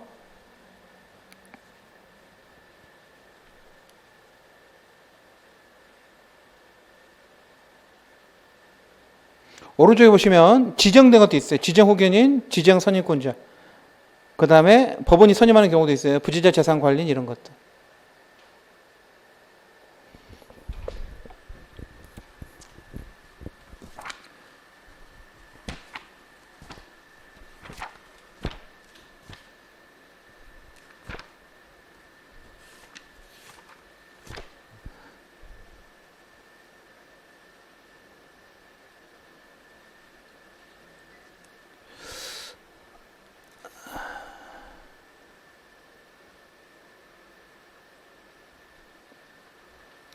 네, 여러분, 저 왼쪽 밑에 그 법률의 규정에 저 후견인 있잖아?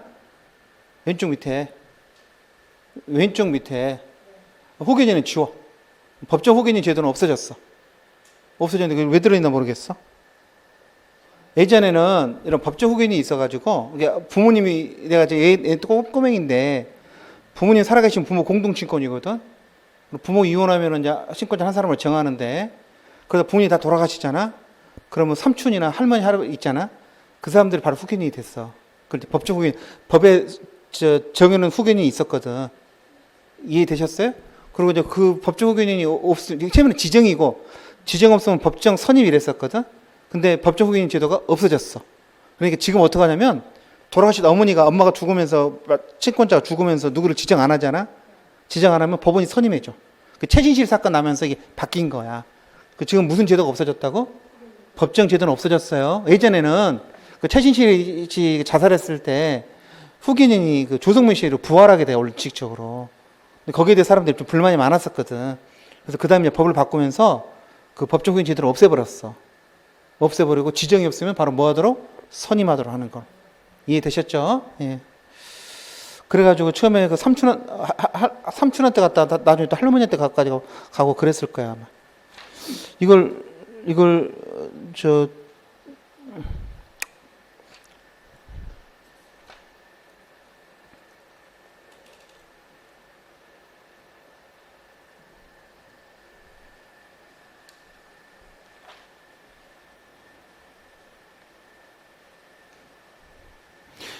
오타를 왜 수정을 안 했나 모르겠어요. 하여튼 지우세요. 예, 지우시면 되고.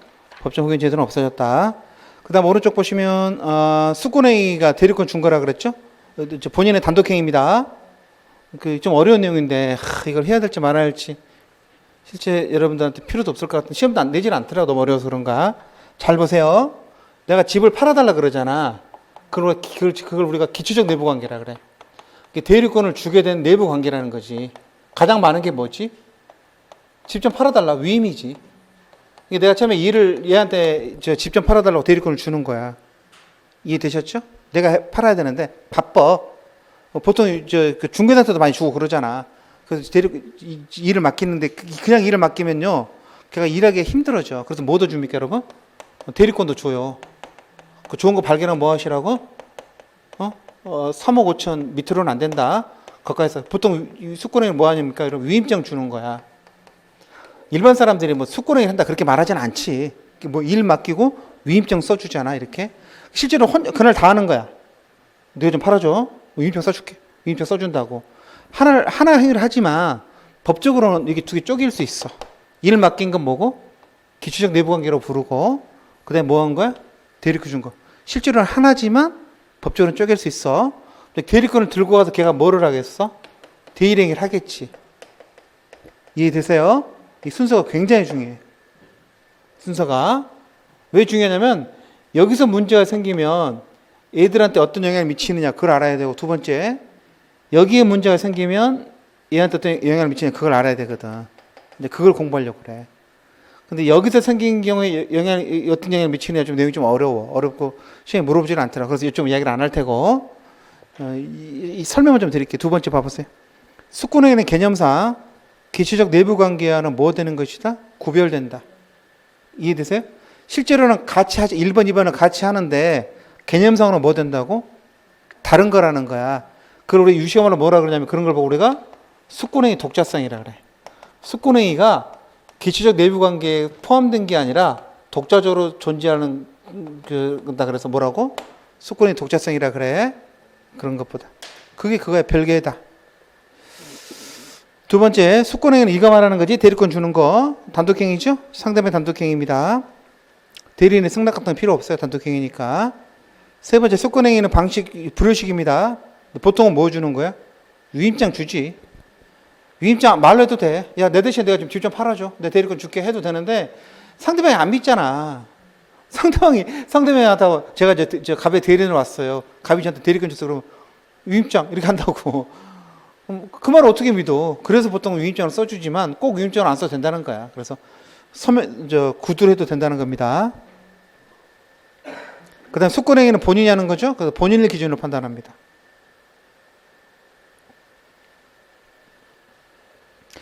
이 책에 지금 상당히 많은 내용이 좀 생략되어 있어. 나중에 우리 문제 풀 때 나올 거거든요. 그때 좀 설명드릴게요. 일단 머릿속에 이 그림을 그려놔. 일을 맡기고 대리권을 주고 가서 대리행위를 한다. 세 개는 별개다. 별개다.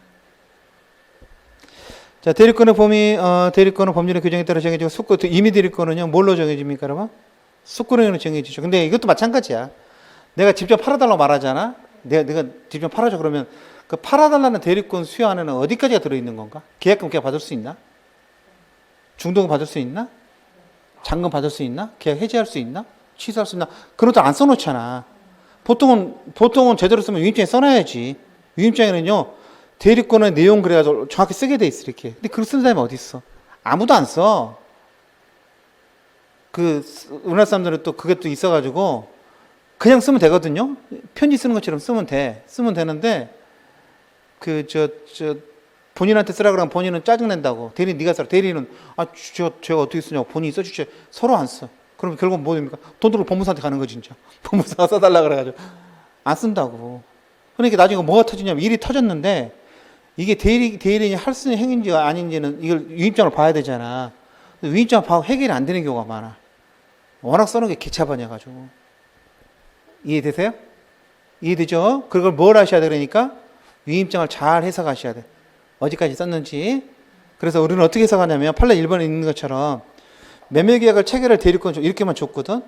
그럼 걔는 뭐 할 수 있어요? 계약금은 당연히 받을 수 있고 중도금, 잔금 받을 권한도 들어있는 걸로 해석을 해줘. 근데 여러분 실제로는 매도 입장에서는요, 중도금, 잔금은 제가 직접 받고 싶어 할 수도 있죠. 계약금은 계약 체결한 날 주는 돈이니까 네가 받아오는 건 상관없겠는데 보통 그렇게도 안 해. 계약금은요, 처음에 계약서 쓸 때 계약금은 대리인한테 주는 게 아니라 입금시킨다고. 그럼 본인이 미쳤다고 대리인 받아오라고 그래. 그냥 본인 계좌 입금시키면 되는 거지. 그 계약서 쓰면 돼. 계약금은 매도 며칠 날 본인 계좌로 입금한다. 본인 계좌 써놓고. 그럼 그 입금하면 되는 거잖아. 그때 대리인 주면 안 되지. 왜? 본인은 입금한다고 써놨기 때문에. 근데 안 써놨을 때 문제 생긴다니까. 제대로 안 써. 그걸 써야 되는 사람들이. 개판이 한마디로. 한마디로 개판이야. 뭐가 이뤄진지를 알 수가 없어. 그러니까 일 터진 다음에 법률 상담은 요즘 법률 상담 안 하는 법무사나 변호사도 많은데 자기 문제를 지가 설명을 못 해. 자기 벌어진 일을 설명을 못 한다니까. 워낙 어떤 법률 지식이 없고 뭐가 없으니까, 아니, 무슨 일이냐? 말을 물어보면 막 말을 해. 그럼 갑이 하나도, 아니, 그럼 줬어. 그럼, 아니, 그 줬다는 게 아니라 또 이상한 소리 하고. 그렇게 설명을 해. 그럼 사람들이 하면 써보라 그래. 그러니까 어떤 일이 벌어진지 이해가 안 되니까 좀 서면을 써달라 그러거든. 그래서 법률구조공단에 이제 내가 법률 물어봐야 되잖아. 법률구조공단에 내가 어떤 일을 벌어졌는지 써야 될 거 아니야, 여기다가. 쓰면 법률구조공단에 공익법무관에 답변을 해주거든요. 쓰는 게 이게 일이 만만치가 않아. 자기를 지가 못 쓴다니까. 근데 그냥 쓰면 편지 쓰는 대로 쓰면 된다 말을 하거든. 근데도 못 써. 너 워낙 막 잘못 쓰면 어떻게든 막 그런 게 좀 있는 거야. 잘못 쓰는 거 없으니까 편지 쓰는 대로 쓰라 그러는데도 못 쓴다. 그래서 법무사한테 들고 가는 거 좀 써달라고. 그럼 법무사가 써주고 돈 받고 그러는 거지, 이렇게 써주고. 근데 그냥 쓰다 보면 개판인 경우가 많아. 가장 문제가 뭐냐고? 중도금, 잔금 받을 거에 포함됐다는 거야. 그게 싫으면 어떻게 하셔야 돼요, 여러분? 처음에 계약서 쓸 때? 계약금 지급하고 중도금, 잔금은 본인이 약속한 날에 계좌 입금으로 직접 받아. 써놓으면 되는 거지. 안 써놨을 때 벌어진 거, 안 써놨을 때 어떻게 된 거야? 대리 들고 튄 거야. 대리 들고 튀었다니까? 중도금, 잔금 받고 튀었다니까? 근데 나중에 이제 상대방이 뭐라고 하냐면 본인은, 아니, 중도금, 잔금을 왜 대리인이 주냐고. 그렇게 말할 거 아니야. 상대방은, 아니, 당신이 직접 받겠다 써놨냐고. 계약서 안 써있었던 거야. 난리가 난 거지. 대법원이 뭐라 그랬다고? 매도인한테 계약서에 중도금 잔금 직접 받는다고 써놓으셨냐고. 안 써놨다. 그러시면요, 대리인한테 그 권한이 있는 걸 해석합니다. 이렇게 한 거야. 난리가 났겠죠? 예. 지금은 잘 써야 돼, 여러분. 제일 중요한 건 입금 맞는 겁니다. 두 번째는요, 재밌죠? 체결과 이행에 대해서 대리권을 수여받았거든요. 그 사람이 잔금 날짜를 조금 연기해 주는 것도 있을까? 그 정도는 있다 그랬어. 연기까지는 괜찮다 그랬어. 근데 채무를 탕감해줘 그런 건 안 돼요. 연기해 주는 건 그 정도는 할 수 있다. 판례가. 세 번째, 돈 받아오라 그랬더니 채무를 면제, 미친놈이죠. 그 권한은 없는 거지. 그래서 그거 하려면 면제하려면 특별히 또 새로 받아야 한다 그 소리예요. 4번도 웃기죠? 은행 가서 예금하라 그랬더니 예금 담보로 대출 받아가고 가서 미친놈이죠? 그걸 해줬던 은행 직원도 미친놈이고. 아니, 예금하러 왔는데 예금하러 받는 사람한테 대출을 해줘 앉았어요. 예금 권한 안에 어떻게 대출 권한이 들어가냐고. 말이 안 되는 거지. 라고 다 판례가 해석을 해준 거야. 이게 만약에 정확히 써놓지 않으면 써놓은 대로 가는 거야. 안 써놨을 때 벌어진 일이야. 안 써놨을 때 판례가 이렇게 해석을 하는. 근데 읽어봐가지고 내 상식하고 맞으면 열 필요 없어. 근데 1번은 좀 상식하고 안 맞잖아. 계약 체결하라 그랬는데 중도금 잔금을 받을 권한이 있는가? 1번이 좀 상식 어긋나는 거고 나머지 다 상식대로 돼. 2번, 3번, 4번 다 됩니다. 5번 해제도 말 안 되는 거죠. 계약 체결하라 그랬더니 해제하는 거 말이 됩니까? 근데 황당한 건 이게 전부 다 대법원 판례라는 소리야. 서로 막 된다고 싸웠다는 거야. 이게 서로 판사가 그게 되나 안 되는 것 같아 이렇게 해준 거 읽어보면 당연한 건데 2년 3년을 싸운 거야 서로. 이게 정확히 쓰면 되는데 쉽지가 않아요. 자, 넘기세요. 자, 안정하면 할 수 있는 거 안정한 경우 많거든. 그냥 대리권 준다 써놓으면 하여튼 118조에 뭐 하라 그랬어?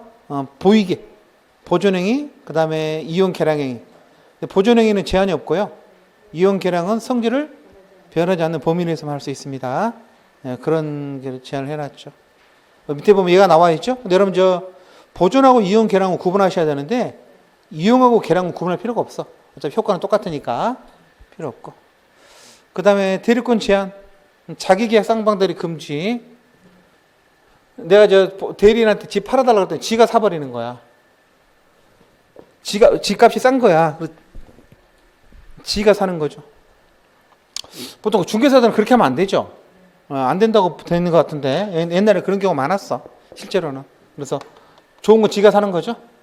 자, 내가 갑이 본인이거든. 그리고 을이 대리인이에요. 근데 대리인이 본인이 좀 팔아달래. 그럼 계약서 어떻게 써야 됩니까? 갑, 대리인, 을. 이게 매도인이지. 매도인 이렇게 쓰거든. 매수인은 지가 되는 거야. 그럼 보세요. 현장에 누구 혼자 있어요? 현장에는 을 지 혼자 앉아 있는 거야. 그렇지 않아? 현장에는 갑이 없잖아 지금. 을이 갑 대신에 나왔기 때문에 매도인 날에는 지가 갑 대리는 을 쓰고 매수인은 지가 을 지 혼자 쓰잖아. 그럼 물건값을 올려 낮춰? 낮추지. 이게 본인을 해치는 거잖아. 그래서 이걸 우리가 자기 계약이라도 지 혼자 계약서를 자기 계약이라고 그러거든. 이 자기 계약 같은 경우는요. 본인한테 미리 허락을 받으셔야 돼. 허락 안 받으면 못 한다는 거예요. 그래서 읽어보시면 대리인은 본인 허락이 없으면 본인을 위해서 자기와 법률행위를 자기 계약이라 그래요. 그다음에 동일한 법률행위에 대해서 양쪽을 대면 쌍방대리. 쌍방대리도 마찬가지지. 여러분 보시면 이렇게 쓰고 병대리인 을. 이것도 현장이라 을 혼자 있는 거지. 양쪽을. 그럼 을은 어떻게 될까? 자기 이쁜 사람 편 들어주지. 그러니까 갑하고 병 둘 중 한 사람은 손해보는 거라고. 그래서 손해보는 사람 쪽에 동의는 필요한 거야. 쉽게 말하면 이거 해도 되냐고. 해도 된다. 그러면 되는 거야. 쌍방대리하지 못한다. 본인 허락 받으셔야 돼. 쌍방대리 같은 거 양쪽 허락을 다 받으셔야지. 기본적으로는. 누가 손해보고 이익 볼지는 모르니까. 해도 된다. 그러면. 단서가 있죠? 채무이행을 해도 돼. 내가 여러분 저 회사 경리 직원이에요. 직원인데 내가 회사한테 돈을 꿔준 게 있어. 이번 15일 날에 돈 받을 날이거든. 그럼 회사 경리 직원은 출납 대리꾼이 있거든. 자기가 회사 통장에서 돈을 빼가지고 지가 자기한테 갚는 거야. 되나? 되지. 그 원래 갚아야 할 돈이잖아. 그러니까 그렇게 한다고 해서 회사가 손해보는 건 하나도 없어. 그래서 채무이행은요. 자기 계약으로 해도 돼. 노 프라블럼이야. 근데 이때 채무이행은요. 다툼이 없어야 돼. 그 액수 갖고 다툼이 있는데 쥐맘대로 정하면 쥐한테 유리하게 생각할 거 아니야. 그래서 조문에는 다툼이 없는 이란 말이 없는데 우리는 읽을 때는 넣어서 읽습니다. 그 밑에 보시면 왼쪽에 다툼이 없는 이란 말은 추가된 거잖아. 가로돼 있잖아. 그래서 원칙적으로 보시면 오른쪽에 동그란 원칙적으로 금지되지만 예외적으로 허용되는 게 두 가지야. 본인의 허락, 채무이행. 근데 밑에 참고표시 있는 것처럼 채무이행인데도요. 대물변제는 다른 물건들을 대신 갚는 거거든. 돈 빌렸는데 아파트로 갚는 거. 경계는 구채무를 소멸시키고 신채무를 성시키는 계약이야. 옛날에 매매대금 있었는데 그걸 또 빌린 걸로 한다는 거죠. 계약이거든. 그걸 경계라 그래. 고칠기한 고칠겠자 그래가지고 경계 계약이라 그러는데 이런 것들은요. 소멸되는 구채무하고 새로 생기는 신채무가 이게 같냐 틀리냐에 대해서 좀 이해관계가 다를 수 있잖아. 그래서 채무이행에 안 넣어줘. 안 넣어주고 허락받아서 하셔야 돼. 그래서 밑에 보시면 채무이행처럼 보이는 대물변제나 경계, 그 다음에 다툼이 있는 채무변제 이런 것들은 허용된다 안 된다? 안 된다는 말은 무슨 말이야? 채무이행으로 허용 안 된다는 소리야. 이게 뭐 하는 소리야? 이거 하시려면 허락받아 하셔야 돼요. 허락받으셔서. 중요해. 다른 거 모르고 대물변제 경계 두 개는 외우셔야 돼. 변호사 시험 문제 단골 문제야. 기한 미입 도래나 다툼 있는 거 당연히 해서 안 된다는 거 상식으로 알잖아. 근데 대물변제의 경계는 상식 해결이 안 되기 때문에 외우셔야 돼. 안 넣어줘. 그래서 저 위에 다시 내용문에 판례 보시면 부동산 등기 이제 이전 등기하는 거 있잖아. 우리나라 법무사가 양쪽 대리하거든요. 우리나라는 참 희한한 나라야. 매도인 매수인이 등기소에 가지를 않아. 가지를 않아. 본인 등기해도 돼요. 그 서류만 챙겨서 가면 되는데 아무도 가지를 않아. 아파트도 마찬가지야. 재개축 뭐 해도 안 가고 다 조합에서 해결해 줘. 그러니까 나는 서류를 내가 조합에 갖다 내면 돼. 그리고 조합은 나머지 서류들은요. 대리인으로 지가 시청에서 뛰어다 낼 수가 있어. 다 뛰어서 갖다 냅니다. 등기 끝난 거만 갖다 줘. 보여줘. 이렇게 끝났다 보여주거든. 법무사는요. 매도인 매수인이 법무사를 한 사람을 써요. 왜? 되게 매수인 측 거래하는 법무사가 하거든. 혼자 들고 간다고. 근데 법무사가 장난치 않죠. 장난 안 치거든. 괜찮아. 장난칠 수가 없어. 그냥 서류만 갖다 내는 거야. 그래서 얘는 뭐에 넣어줍니까? 해도 돼. 채무이행에 넣어서 똑같이 봐주는 거야. 여러분 주식 연말에 주식 투시하시는 분들은 알까? 주식 투시하시는 분들은 그 연말에 배당 받잖아. 배당 받고 그러면 명의를 내 앞으로 바꿔야 돼. 처음 살 때 그냥 샀을 거 아니야. 그러면 그 증권회사하고 그 금융결제원 이런 데 있거든. 걔들이 대신해 줘. 내가 직접 안 해. 이거 하는 사람 아무도 없어. 그거 그렇게 귀찮게 안 해. 근데 그거 해도 괜찮아. 아무 상관 없다는 거예요. 장난칠 게 없거든. 들고 가가지고. 근데 그 다음에는 판례가 나온 겁니다. 변호사가 배당에 참고하는 거. 배당 참고한다. 배당표에 따라서 되는 거잖아. 아무 문제 없는 게 이런 것들도. 이해되죠? 그래서 이런 것들은 다 가능하다. 봐주세요. 그렇구나. 자, 내려있어. 밑에 판례 1번. 부동산 입찰을 하는데요. 요즘 입찰 대리꾼이 있거든. 변호사도 있고 법무사도 있고. 법무사는 없나? 변호사나 중개사 다 있죠. 근데 변호사 보세요. 변호사가 입찰을 대리해. 자, 보세요. 두 사람 입찰합니다. 근데 내가 입찰 대리인이야. 변호사거든. 내가 입찰 대리하는 거야. 그럼 난 누구 편을 드는 거야? 이 아파트에도 입찰을 들어가는데 입찰은 가장 높은 가격 쓴 사람이 들어가는 거잖아. 그럼 똑같은 가격 쓰면 그것도 이상하고 얘를 좀 높은 가격 쓰고 얘를 낮은 가격 써가지고 만약 얘가 됐다 그러면은 그럼 나는 얘한테는 손해보는 거잖아. 그러니까 어떤 느낌이 드냐면 이 변호사가 양쪽 부동산 입찰 대리 두 사람 이상을 대리하게 되면은 안 되는 것처럼 느껴지잖아. 이해되죠? 이해관계가 대립되잖아. 그래서 판례가 뭐라 그러냐면은 부동산 입찰 절차에서 동일 물건에 대해서 이해관계가 다른 두 사람의 대리인이 될 때는 그 대리인한 입찰은 뭐라고? 무효이다 그랬죠? 하면 안 된다는 거. 조심하실 건 그 무효라는 거 있죠? 앞에 이렇게 써놔. 무권 대리로서 무효이다. 써놔야 돼. 안 써놓으면 또 무시간 소리 합니다. 써놓으셔야 돼. 그러죠. 설명을 드릴게. 여러분 무효라는 게 있잖아. 종류가 두 가지가 있어요. 확정적 무효가 있어. 지금도 무효가 앞으로 영원히 무효인 경우. 이게 원칙이죠. 이게 무효라는 건요 효력이 없다는 건데 지금도 앞으로 영원 효력이 없는 거야. 이게 원칙인데 유동적 무효라는 게 있어. 유동적 무효는 뭐냐면 독일어를 번역한 건데 불확정적이라는 거죠. 지금은 무효인데 뭐야? 일정한 요건이 갖춰지면 이게 유효로 바뀌어. 근데 이게 유동적 무효야. 유동적 무효는 크게 두 가지가 있어요. 우리가 나중에 공부할 무권 대리. 대리권이 없이 했잖아.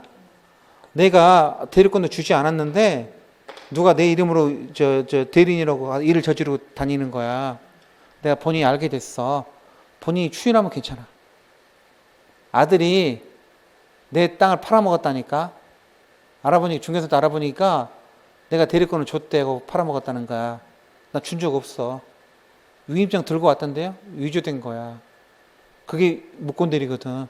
근데 내가 아들이니까 좀 불쌍하잖아. 그래서 내가 추인할게요 그러잖아. 그럼 어떻게 된다고? 유효로 바뀌어. 그것도 소급해서. 이해되셨죠? 근데 무권 대리는 그냥 무권 대리 한 상태에서는 무효인데 본인이 추인하면 뭘로 바뀐다고? 소급해서 유효로 바뀐다니까. 그렇게 유동적이라는 거야. 아직 유효나 무효로 확정되지 않았다는 거야. 이게 유동적 무권 대리고 또 하나는 뭐가 있어요?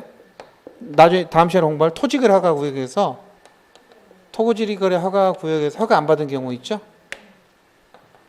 허가를 안 받은 경우 있거든?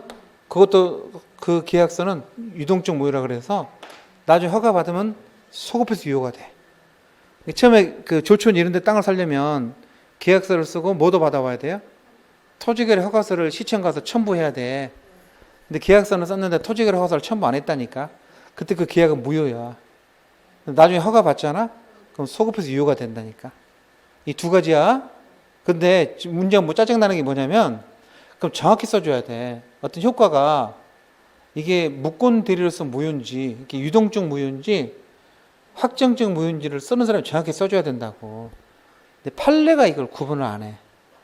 판례는 뭐라 생각하냐면 이것도 어차피 무효고 이것도 무효잖아. 그러니까 이게 원칙이라 그랬으니까 그냥 무효라 그러면 사람 다 이거로 생각하거든. 그러면 내가 유동적 무효를 말하고 싶을 때는 뭐라고 써줘야 돼요? 유동적 무효이다. 또는 무권 대리로서 무효다. 또는 토지거래 허가를 안 받아서 무효다. 이렇게 말을 써줘야 된다고 정확하게. 근데 판사들이 안 써줘. 판사들이 몰라서 그런 게 아니라 버릇이야 버릇. 판사들이 안 써준다고. 이해되세요? 이해되시죠? 그래도 안 써주더라도 책에 다시 봐봐. 제가 이제 설명을 드린 이유가 있어. 그 두 사람 이상 대리한 입찰은 무권 대리이지 않아. 대리권이 자기 계약 쌍방 대리 본인 허락 안 받고 한 거니 이게 무권 대리거든. 대리인으로 한 거잖아. 이게 무권 대리래야. 이게 정확히서는 어떻게 써야 돼? 무권 대리로서 유동적 무효다 이렇게 얘기한다니까. 이렇게 무효로 쓰면 안 되는 거야. 이렇게 쓰면 사람들이 뭐라고 오해한다고? 확정적 무효라고 오해한다니까. 여기까지 이해되셨어요? 잘 들어봐봐. 그런데 시험 문제 이 지문이 나온다니까. 이렇게 지문이 나오고, 이거 맞는 지문, 틀린 지문이야? 맞는 지문이라 판례가 썼잖아. 성경 말씀은요, 우리가 이제 과학자의 눈으로 보면 성경은 틀린 엉터리야. 그러잖아. 지구가 있고, 그 다음에 해가 생기잖아. 엉터리란 말이 과학 안 맞잖아. 그렇지만 기독교인한테 성경은 맞는 말이야, 틀린 말이야. 글자 하나라도 다 맞는 말이야. 무슨 말인지 알죠? 조문이나 판례는 틀렸다 그러면 절대 안 돼. 우리 판례 때, 다툰 판례 따라 푸는 거잖아. 판사가 말할 때 무효의 의미는 뭐라고요? 무권 대리수 무효라는 의미로 쓰는 거라니까. 이게 판례는 틀렸다 그러면 안 되는 거야. 이게 그냥 무효가 아니라 무권 대리수 무효다 그렇게 써야 되니 판례 틀렸다 그러면 절대 안 되는 거야. 조문이 틀렸다 판례 틀렸다 안 되는 거잖아. 시험 문제에서 다음 중 대리가 선을 틀린 것이다 그래서 이 지문이 나온다고. 다투선 판례 따라 풀라 그러잖아. 그럼 이 지문에 나오면 이 지문은 맞는 지문 틀린 지문이야? 맞는 지문이라니까. 그런데 내가 이렇게까지 말을 했어. 막. 또 화를 내면서 말을 했어. 이게 맞는 지문이다. 틀렸다면 안 된다. 그 다음에 시험에 나왔어. 진짜로. 그 양반이 와고 틀렸어. 나한테 와서 뭐라 그러냐면 선생님이 그건 무효가 아니라 무권대리잖아요. 그냥 무효라면 안 되잖아요. 또 이러고 있는 거야. 내가 그렇게 말했었거든. 판례가 말하는 무효라는 표현은 뭐다? 여기서 말하는 무권대리 무효라는 표현이니까 틀렸다면 안 된다. 그 말을 했었고 그 밑에 더 틀린 문제가 있었어. 근데 이 양반은 선생님 그 무권대리잖아. 무효 아니. 틀렸고 그 한 문제 때문에 그게 시험에 떨어졌어. 그것 떨어지거라도 틀리고라도 합격을 했으면 괜찮지. 그러면 추억이 되지. 근데 그 한 문제 때문에 떨어져 버렸다니까. 시험 문제, 시험 1차 시험에 떨어져 버렸다니까. 내가 얼마나 화가 나겠어. 그래서 나 그 해마다 강의할 때마다 그게 떠올라서 강조를 하는 거야. 판례 문구나 조문을 틀렸다면 절대 안 돼. 이게 지금 물어보는 게 판례인지 조문인지 인용인지를 잘 구분하셔야 돼. 이해되셨죠? 그래서 판례에서 이 표현은 무슨 표현이다? 맞는 표현인데 정확한 의미는 뭐다? 확정적 무효라는 소리가 아니라 무권 대리수 무효다 이런 거야.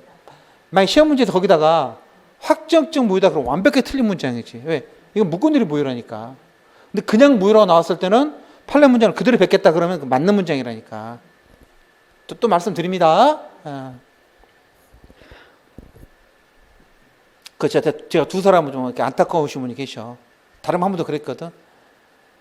그렇게 말했는데 또 그렇게 하고 왔더라고요. 그래서 내가 그 다른 한 분 같은 경우는 다른 문제인데 그거 내가 그것도 써줬어. 이의제기에서도 일부러. 말도 안 되는 거. 당연히 안 받아줬지.